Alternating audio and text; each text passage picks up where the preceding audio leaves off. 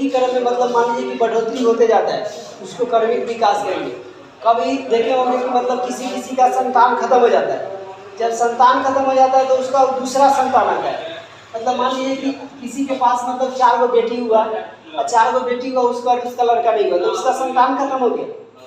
उसका मतलब मान लीजिए कि जो दामाद होगा उसका संतान चलेगा यहाँ से आगे, समझे।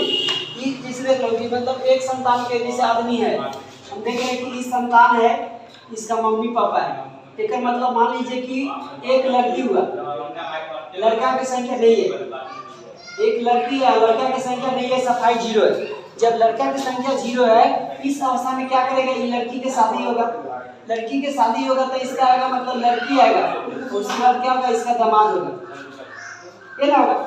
अब देखिए इसका संतान का ये खत्म हो गया ना, ये हो गई मतलब मान लो कि लड़का अवेकर यहाँ से चलेगा दामाद के संतान, जेकरा हम लोग नहीं कहेंगे, एगो देहाती भाषा में कहे कि नलियाल में बसल ना, एक नलियाल में बसा हुआ है।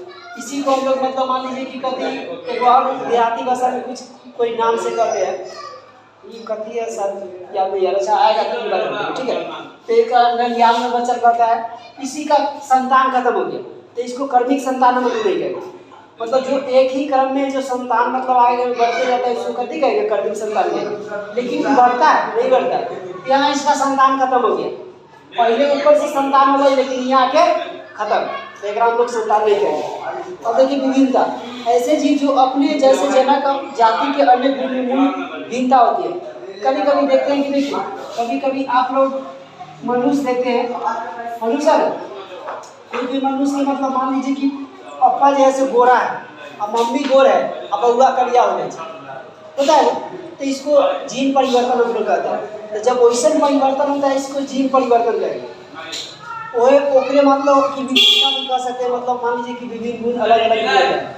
अब विभिन्नता 2 प्रकार की होती है, एक देखिए जन्मिक तथा दूसरा कायिक होता है। जन्मिक के मतलब होता है जन्म के आधार पर, जो जन्म के आधार पर विकास करता है उसे जन्मिक कहते हैं, और जो कर्म के आधार पर करता है उसे कायिक कहते हैं, समझे। जन्म के आधार पर जो करेगा उसको कथी कहेंगे, जन्मिक, कर्म के आधार पर करेगा उसको कर्मिक कहेंगे। अब देखिए जनक अपने जैसे संतान के पीढ़ी दर पीढ़ी माध्यम से पृथक गुण के संचरण अनुवंशिकता कहलाता है। मतलब मान लीजिए उसका गुण एकदम सेम होना चाहिए, जिसे पूरे मतलब मान लीजिए कि पापा से पूरे गुण मिलेंगे, जब मम्मी से पूरे गुण मिलना चाहिए, उसको हम लोग पैतृक अनुवंशिकता कहते हैं, समझे। इसी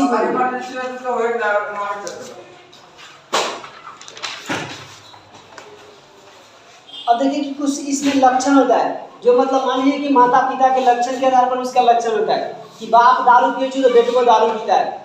अगर मान लीजिए कि उसका मतलब अगर जो अगला संतान आएगा वो भी दारू पिएगा, और जिसका मतलब मान लीजिए कि संतान नहीं पी रहा है वो नहीं पीएगा, होता है ना। कभी कभी देखे होंगे कि आप लोग के पप्पा जी अगर पीते हैं तो बउआ सके मार कर सही ले रहे कि तुम लोग को पीना नहीं है।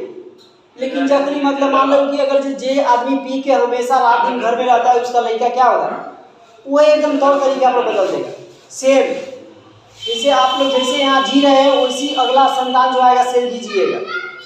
लेकिन आप लोग जे हिसाब से अगर उसको बनाइएगा वो हिसाब से आप लोग को जीना पड़ेगा। अगर मान लो कि अभी अगर ये सोचा तो कि अच्छा आदमी बन के जिए, तो आप लोग अच्छा दिखावा नहीं करना पड़ेगा, मम्मी पापा के साथ अच्छा व्यवहार कीजिए, अच्छा सब चीज़ कीजिए, तो आप लोग को अच्छा रहेगा।